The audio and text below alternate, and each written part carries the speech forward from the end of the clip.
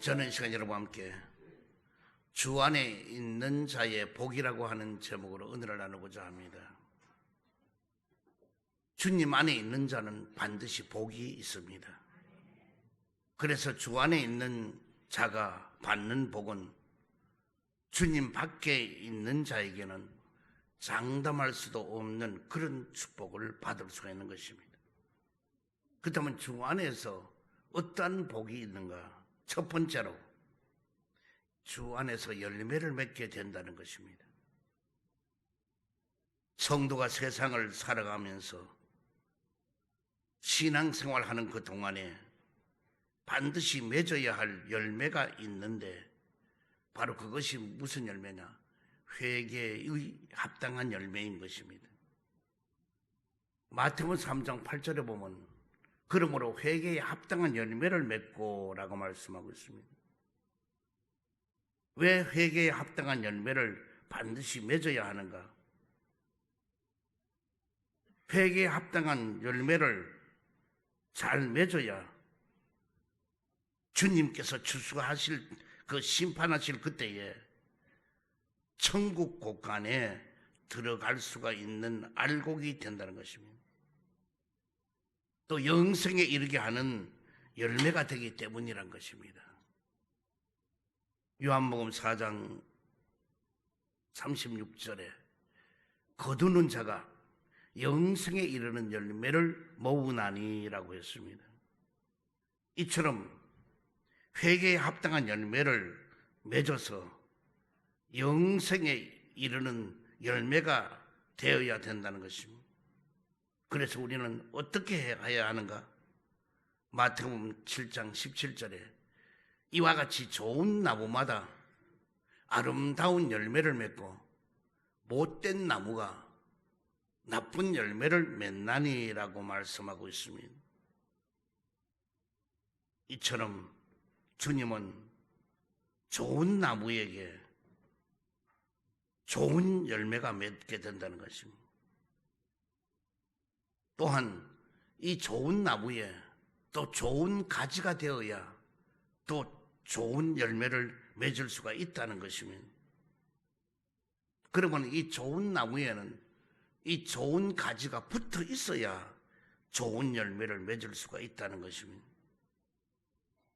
그러므로 이 나무에는 가지가 붙어만 있으면은 모든 일이 가능하게 되는 거죠. 자동적으로 뭐냐?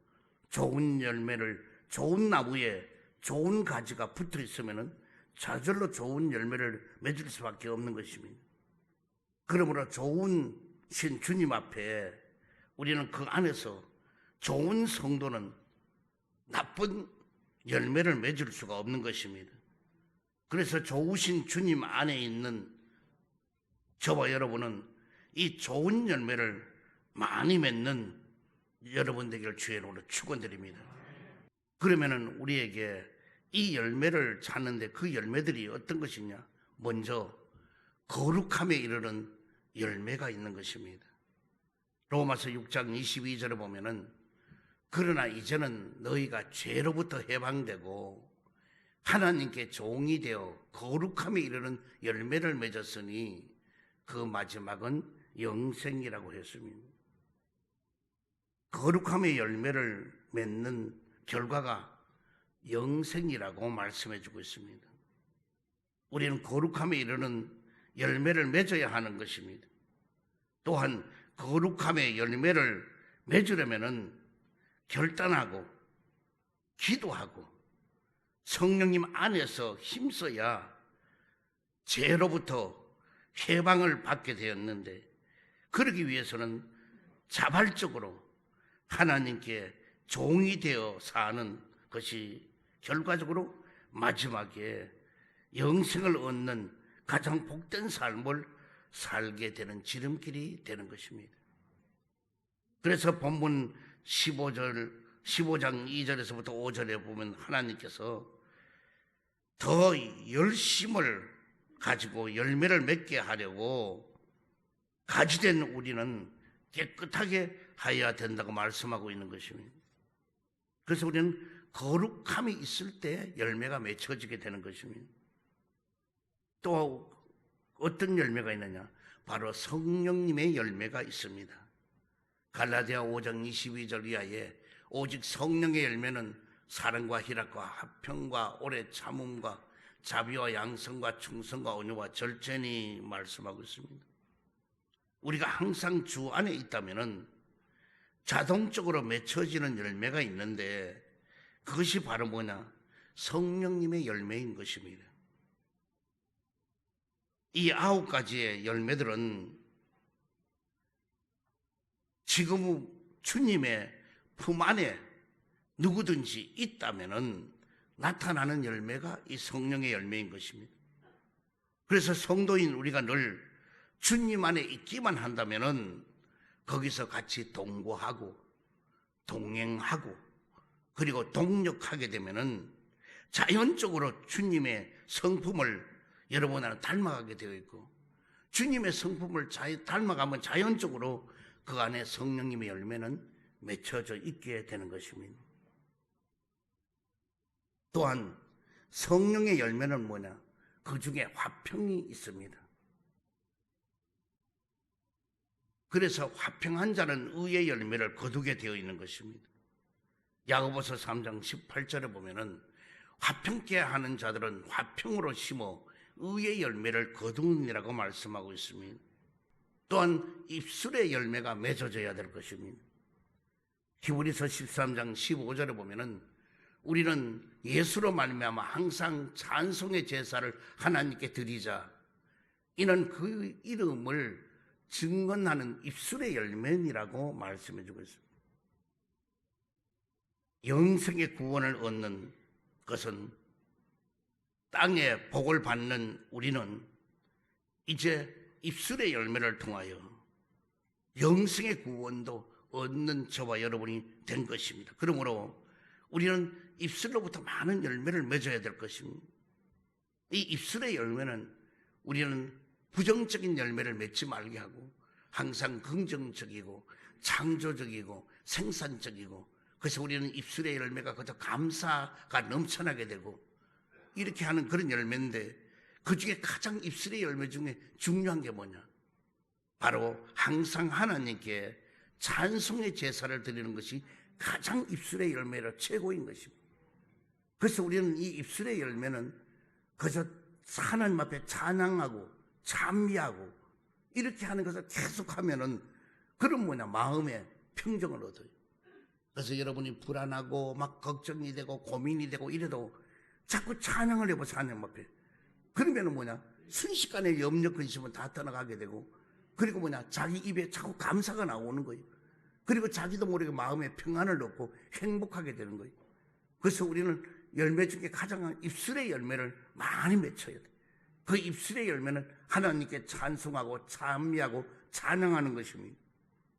두 번째로 기도에 응답을 얻게 된다는 것입니다. 15장 7절에 보니까 너희가 내 안에 거하고 내 말이 너희 안에 거하면은 무엇이든지 원하는 대로 구하라. 그러면은 이루어 주신다는 것입니다. 바로 주 안에 있는 자의 얻는 복은 뭐냐? 기도에 응답이 된다는 것입니다. 저와 여러분이 주 안에 있게 된다면은 바로 그 드리는 기도는 응답해 주신다고 주님은 약속해 주신 것입니다. 그렇다면 우리가 평소에도 늘 기도하고 있는데 특별히 주 안에서 기도한다는 것은 바로 또 어떤 의미가 있는가? 먼저 주 안에서의 기도는 믿음의 기도라는 것입니다. 그러므로 믿음의 기도는 두 가지가 있는데 야고보서 1장 6절 7절에 보면 오직 믿음으로 구하고 조금 더 의심하지 말라. 의심하는 자는 마치 바람에 밀려 요동하는 바다 물결 같으니 이런 사람은 무엇이든지 죽게 얻기를 생각하지 말라고 말씀해 주고 있습니다. 또 주 안에서의 기도는 주님 뜻대로 하는 기도가 되어야 될 것입니다. 요한일서 5장 14절에 보면은 그를 향하여 우리가 가진 바 담대함이 이것이니 그의 뜻대로 무엇을 구하면은 들으심이라 그랬습니다. 언제든지 어디서나 주님 안에 있는 자가 주님 뜻대로 구하는 것을 응답한다는 것입니다. 그래서 많은 사람은 자기 주장대로 자기 뜻을 자꾸 구합니다. 그러나 우리는 주님의 뜻을 구할 수 있어야 돼. 그래서 모든 기도를 하면 이게 주님 앞에 합당한 일인가? 이래야지. 내가 정욕으로 잘못 구하는 것은 절대로 응답이 될 수가 없습니다. 그렇잖아요. 자기 뜻대로가 아니잖아요. 그러므로 우리는 모든 기도는 주님의 뜻에 맞춰야 돼요. 그래서 사업을 관한 기도든 또 아니면 자기 생활에 관한 기도든 모든 기도는 주님의 뜻에 맞춰지는 기도가 되어야 돼요. 또한 주 안에서 기도는 낙심하지 않는 기도가 되어야 된다는 것입니다. 누가복음 18장 이하에는 불의한 재판관 앞에 이 과부처럼 낙심치 하지 말아야 돼. 어떤 일이 있어도 주 안에 있는 자의 기도는 분명히 주님이 들어주십니다. 그러면 그 주님이 들어주실 때까지 낙심하지 않고 인내하고 기도하다 보면은 결국 마침내는 뭐냐? 응답이 이루어지게 되는 것입니다. 그래서 우리는 주님 안에 주님의 뜻대로 우리 하는 기도라면은 절대로 낙심하지 마요. 그걸 끝까지 믿어야 돼요. 그러면 뭐냐? 그것은 응답으로 이루어지게 될 줄 믿습니다. 그 다음에 세 번째로 사랑을 체험하게 된다는 것입니다. 15장 9절에 보니까 아버지께서 나를 사랑하신 것 같이 나도 너희를 사랑하였으니 나의 사랑 안에 거하라고 말씀하고 있습니다. 바로 주 안에 있는 자의 복은 뭐냐? 바로 주님의 사랑을 체험하게 된다는 것입니다.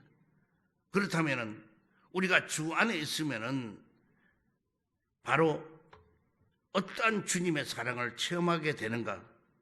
먼저 변함이 없는 사랑을 체험하게 된다는 것입니다. 히브리서 13장 8절에 예수 그리스도는 어제나 오늘의 영원토록 동일하시다고 말씀해 주고 있는 것입니다. 우리를 향한 주님의 사랑과 능력은 어제나 오늘이나 영원토록 동일하신 것입니다. 그래서 주님의 사랑은 변함이 없어요. 우리에게 여러분이 조금 잘못했다고, 여러분이 조금 잘못된 길로 갔다고 주님은 여러분을 사랑하지 않는 게 절대로 아니에요. 주님의 사랑은 영원해요. 주님의 사랑은 변함이 없어요. 주님의 사랑은 희생적이에요. 그러므로 우리는 변함없는, 우리는 주님의 사랑을 체험해야 될 것입니다. 그래야 여러분도 뭐냐? 이 세상 살아가면서 변함없이 남을 사랑할 수 있는 거예요. 많은 사람이 사랑은 이해관계를 따지고 너가 나를 사랑하면 나도 너를 사랑하고 이런 사랑이잖아, 전부 다. 그래서 그 모든 사랑이 어떤 대가성을 바라고 그리고 서로가 친밀해지고 이럽니다. 그러나 주님의 사랑은 변함없어요. 그래서 우리는 우리를 향하는 주님의 그 사랑, 그 능력을 우리는 어제나 오늘 영원토록 남을 사랑해 주는 마음을 갖기를 바랍니다. 또 희생적인 사랑을 체험하게 된다는 것입니다.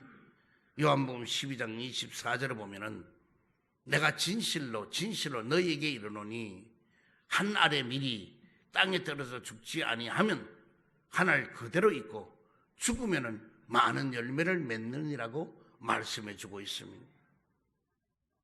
많은 열매를 맺으려고 한 알의 밀알처럼 이 땅에 오신서 우리를 구원해 주신 그 구원을 이루신 그 주님의 그 희생적인 사랑을 우리는 체험하게 된다는 것입니다.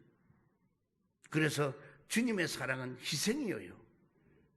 여러분 나도 남을 사랑한다는 거예요. 희생해야 되는 거예요. 동기 간에도 이웃 간에도 그리고 교구에서도 내가 희생하려고 하면 그 사랑은 아름다운 사랑이 열매가 맺어져요.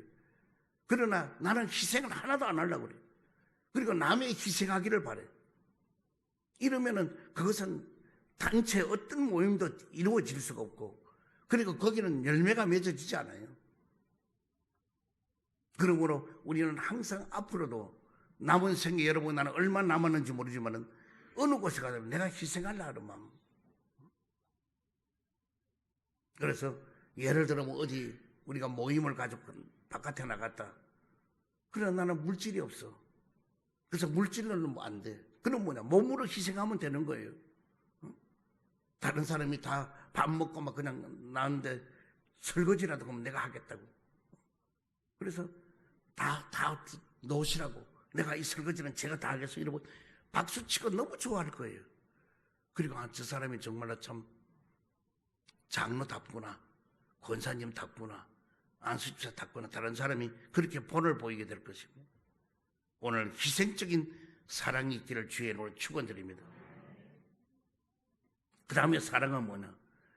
주시는 사랑을 체험하게 된다는 것입니다. 누가복음 6장 38절을 보면은 주라 그리하면 너희에게 줄 것이니 곧 후이되어 누르고 흔들어 넘치도록 하여 너희에게 안겨 주리라 그랬습니다. 우리에게 구원과 영생뿐만 아니라 믿고 순종하면은 필요를 넉넉하게 채워주시는 하나님이신 것입니다. 그래서 우리는 하나님이 주시는 사랑을 체험하게 되는 겁니다. 그래서 우리는 모든 것을 내 거가 하나도 없어요. 나에게 잠시 동안 맡겨준 것뿐이에요. 맡겨진 물질, 또 맡겨진 자녀들, 또 맡겨진 여러 가지 일들을 우리는 베풀고 나누어 주려 해야 돼요. 그래서 남에게 베풀고 나누어 주면은 그러면 그거는 뭐냐? 놀랍도록 하나님이 축복해 줘. 그래서 내 거라 그러면 아까워요. 내 거라고 하면 움켜잡아요. 내 거라고 하면 빼앗기지 않으려고 그래요. 내 거라고 하면 타협하려 하지 않아요. 그러나 내 거는 아무것도 없다. 주님이 나에게 맡겨주셨다. 이 맡긴 이 물질을 가지고 내가 어떻게 사용할까? 그리고 기도하면요. 마음이 바다같이 넓어지게 돼요. 남에 대해서 모든 게 이해가 다 돼요. 남을 다 용서해 줄 수 있어요. 그래서 우리는 뭐냐? 사랑으로 나누어 주려고 해요. 베풀고 나누어 주면 좋은 일이 있게 될 줄 믿습니다. 모든 건 남이 잡술 때에, 남에게 베풀 때에 나에게 기쁨이 있고, 그리고 주님은 뭐냐? 그 손길 위에 그냥 안 보내요. 내가 이걸 남에게 베풀고 있으면 이 빈손 같죠? 빈손이 아니에요. 여기 우리 주님은 30배, 60배, 100배로 또 채워주게 될 줄 믿습니다. 그래서 우리는 이 베푸는 거, 주는 사랑을 여러분이 배워야 되는 거예요. 그러면 그 위에 크게 역사하실 줄 믿습니다. 네 번째로 기쁨이 충만하게 된다는 것입니다. 15장 11절에 보니 내가 이것을 너희에게 이루면 내 기쁨이 너희 안에 있어 너희 기쁨을 충만하게 하려 함이라고 말씀해 주고 있습니다. 주 안에 있는 자의 복은 기쁨이 충만하게 된다는 것입니다. 우리가 주 안에 있으면은 그럼 어떤 기쁨이 충만하게 되는가? 먼저 구원의 기쁨을 충만하게 하여 주신다는 것입니다. 그래서 누가복음 19장 삭개오에 많이 나옵니다. 그때 우리 주님은 삭개오 집에 가서 뭐냐? 삭개오야, 이 집이 구원에 이르렀고 너도 아브라함의 자손이라. 삭개오가 전 재산을 남에게 토색한 거 있으면은 4배나 갚고 내 이 전 재산의 절반을 가난한 사람을 주겠습니다. 막 이렇게 다 삭개오. 그 많은 물질을 줬다고 주님이 그렇게 좋아하신 게 아니에요. 삭개오의 그 심정을 볼 때에 너무너무 귀한 거예요. 그렇게 삭개오만 구원받나요? 그 집안에 있는 모두가 구원을 받은. 그리고 구원을 받는 걸로 끝났나요? 아브라함의 자손이다 보니 삭개오가 예수님이 족보 대열에 들어올 수 있는 그 엄청난 축복을 돈으로 할 수 있나요? 절대로 그건 불가능한 일입니다. 여러분이 구원받는 거 돈으로 살 수 있나요? 그건 절대로 불가능한 겁니다. 그러면 여러분은 이 구원받은 이 기쁨을 누리고 살기를 주의를 축원드립니다. 그래서 남들이 뭐 얘기하면은 야 구원받은 것 같기도 하고 또 죄를 짓고 나쁘게 했을 때는 야 구원에 이제 거두어 간 것 같고 아니에요. 한 번 믿으면 영원한 믿음이고 한 번의 구원은 영원한 구원이에요. 그 구원받은 것을 우리가 조금 잘못했다고 구원이 안 되고, 조금 잘못했다고 삐뚤어지고 안 되고, 내가 또 이렇게 얘기했다고 목사님 설교 그래 하는 거 보니 내가 약간 죄를 지어도 괜찮아, 이런 마음은 절대로 갖지 말아요. 여러분, 꼭 심보가 나쁜 거야 하면 이미 그러면 그거는. 그래서 여러분, 구원의 기쁨을 누리기를 주의를 축원드립니다. 그 다음에는 뭐냐? 사죄의 기쁨의 충만함인 것입니다. 사도행전 3장 19절에 보면은, 그러므로 너희가 회개하고 돌이켜 너희 죄 없이 함을 받으라. 이같이 하면은 새롭게 되는 날이 주님으로부터 이룰 거게 될 것이요 그랬습니다. 죄 사함을 받게 되면은 새롭게 되는 날이 분명히 오게 된다는 것입니다. 아멘. 그래서 여러분, 나는 항상 이 죄 사함을 받은 기쁨, 그래서 죄에 얽매이면 안 돼요. 예를 들어서 죄를 지었어, 주님 앞에 회개를 했어. 그럼 회개를 한 그걸로 끝나는 거예요. 그래 이제 뭐 딴 일 하다가 뭐 안 되면, 아이고 그때 내 죄 진 이 죄값이 이래 오는 거야. 자꾸 꼬리를 물고. 주님은요, 한 번 회개하면 기억지도 않아줘요. 우리는 그걸 이제부터 죄에서부터 노연함을 받아야 돼요. 그래서 우리는 죄 사함에서부터 뭐냐? 죄를 사하여 주시는 기쁨이 있기를 주의를 축원드립니다. 또한 우리는 임마누엘의 기쁨의 충만함이 임하게 될 줄 믿습니다. 마태복음 1장 23절을 보면은, 보라, 처녀가 잉태하여 아들을 낳을 것이요 그의 이름은 임마누엘의 하리라 하셨으니, 이를 번역한 즉 하나님이 우리와 함께 계시다 함이라고 말씀해 주고 있습니다. 바로 임마누엘, 주 안에 있는 자의 복은 뭐냐? 임마누엘이에요. 주님과 여러분 함께 하는 거예요. 그러므로 그 축복을 누리기를 주의로 축원드립니다. 그래서 여러분, 나는 구원의 기쁨, 또 여러분 나는 사죄의 기쁨, 우리는 또 임마누엘의 기쁨이 항상 가득하기를 주의로 축원드립니다. 마지막 다섯 번째로 하나님의 뜻을 알려준다는 것입니다. 15절에 보니까, 이제부터 너희를 종이라 하지 아니하리니 종은 주인이 하는 것을 알지 못함이라. 너희를 친구라 하였노니 내가 내 아버지께 들은 것을 다 너희에게 알게 하려 하였음이라 그랬습니다. 주 안에 있는 자의 복은 하나님의 뜻을 알려주신다는 것입니다. 그러면 하나님의 뜻을 누구에게 알려주느냐? 의로운 자에게 알려줍니다. 왜? 첫 번째 분이 노아입니다. 이 노아는 창세기 6장 9절에 보니, 노아는 의인이요 당대 완전한 자라. 그는 하나님과 동행하였으며 그랬습니다. 아직도 보여지지 않는 이 미래의 미지의 세계를 하나님은 의로운 노아에게 방주를 지을 것을 명령하고 그와 같이 했습니다. 그래서 이 노아는 하나님의 말씀에 순종하고 따라서 믿음으로 그 순종하고, 그리고 그 방주를 지었을 때에 그 가족 전체가 구원받는 역사가 있게 된 것입니다. 오늘 우리는 이 여러 가지 하나님의 뜻을 알려주는 사람은 뭐냐? 거룩함이 있고 의로움이 있어야 아는 거예요. 그래서 지금도 많은 주의 종들 속에서도 거룩하고 의로움이 있는 사람은 거의 미래를 바라보는 눈이 열려져 있고, 그런데 너무 지나치게 막 음성으로 환상으로 왔다고 해서 그걸 말을 함부로 하면은 잘못하면 엄청난 파장을 가져오게 되는 것입니다. 그러나 우리는 그것을 기도하면서 해야 될 말과 하지 말아야 될 말을 우리는 해요. 그래서 너무 지나친 예언하는 사람이 있어요.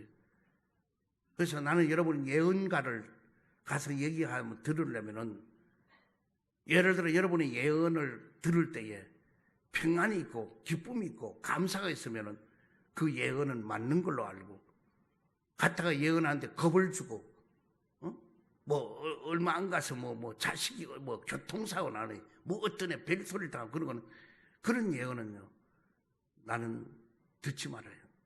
그거는 점쟁이나 무당들이 하는 거예요. 주님 안에서는 그런 예언은 있을 수 없어요. 그 다음에는 아브라함에게 이 숨은 비밀을 알려줘 하나님의 뜻을 알게 했습니다. 창세기 18장 17절에 보니 야훼께서 이르시되 내가 하려는 것을 아브라함에게 숨기겠느냐 그랬습니다. 바로 하나님이 하시는 일을 아브라함에게 숨기질 않는다는 것입니다. 그것은 뭐냐? 그래서 소돔과 고모라 성을 멸할 때에 아브라함에게는 알려주었습니다. 그래서 거기에 의인 몇 사람하고 얘기한 것도 뭐냐? 바로 아브라함에게 그와 같이 그 비밀을 알려줬을 때에 그는 기도했던 것입니다. 오늘 우리는 이와 같이 숨은 비밀을 알려주면은 우린 기도하는 것 뿐이에요. 기도하고 해야 그 모든 일을 해나갈 수 있는 것이지, 그냥 말로서 퍼뜨려서 많은 사람에게 상처를 주고 아픔을 줘서는 안 될 것입니다. 그래서 이 아브라함에게는 이와 같이 숨은 비밀을 알려주었듯이 저와 여러분에게도 숨은 비밀을 하나님 알려주시게 될 줄 믿습니다. 또한 하나님의 비밀을 누구에게 알려줬느냐?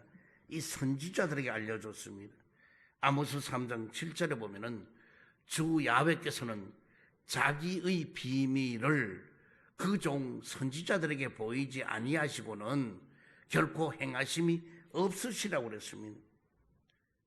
선민 이스라엘의 멸망에 대한 것, 이걸 경고할 때도 또 성경에 보면 사사들을 통하여 선지자를 통하여 많은 비밀을 알려주었습니다.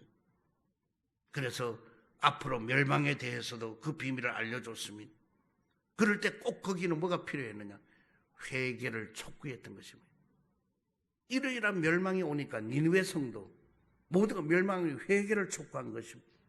오늘 우리 이 세상에 아무리 험악하고 이리 돌아가도 우리 자신들이 철저하게 회개하고 이 나라 이 민족에게도 여러분과 내가 철저하게 회개하고 이 민족 안에 이 남쪽에서도 의인 몇 사람만 있어도 이 성을 멸하지 않는다고요. 절대로 멸하지 않아요. 그러므로 여러분, 나는 이 의인 대열에 우리는 설 수 있도록 거룩하고 의롭고 회개에 합당한 열매를 맺어서 하나님 앞에 더 큰 영광을 돌리고, 이래서 우리는 신앙생활을 잘 해야 될 줄 믿습니다. 우리가 그저 믿는 것이 그저 세속적이 되어서 안 나가면, 교회 안 나오면은 뭔가 좀 기끄럼하고 뭐가 문제가 있을 것 같고 불안하고, 그렇게 교회 마지못해 오고 와서는 아무 생각도 없이 주님을 향하는 마음은 온데간데 없고 사람들끼리 서로 대화하고 그저 모임이 좋다 이래야 된다면 이거는 안타까운 일입니다. 우리는 여기 와서도 사람과 관계 속의 대화보다도 하나님과 관계 속의 대화를 먼저 이루어지게 되고, 그래서 그 대화가 신분주의로 되어졌을 때에 여러분의 가는 모든 길이 형통하게 될 줄 믿습니다. 결론을 맺습니다.